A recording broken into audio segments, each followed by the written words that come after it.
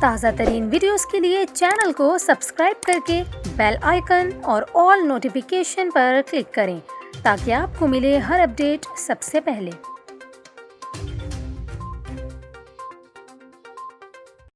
اور ابھی آپ کو بتائیں، وفاقی وزیر داخلہ شیخ رشید نے تصدیق کی ہے کہ بلوچستان کے علاقے نوشکی میں سیکورٹی فورسز پر ہونے والے حملے میں 4 اہلکار شہید ہوئے، 9 دہشت گرد مارے گئے، جبکہ پنجگور میں ہوئے حملے میں 4 دہشت گرد ہلاک ہوئے ہیں۔ وفاقی وزیر داخلہ شیخ رشید نے اپنے ایک بیان میں کہا کہ دہشت گردوں کے حملے پسپا کرنے پر سیکورٹی فورسز کو خراج تحسین پیش کرتا ہوں۔ انہوں نے کہا کہ الحمدللہ سیکورٹی فورسز کسی بھی قسم کی دہشت گردی کے مقابلے کی بھرپور صلاحیت رکھتی ہیں۔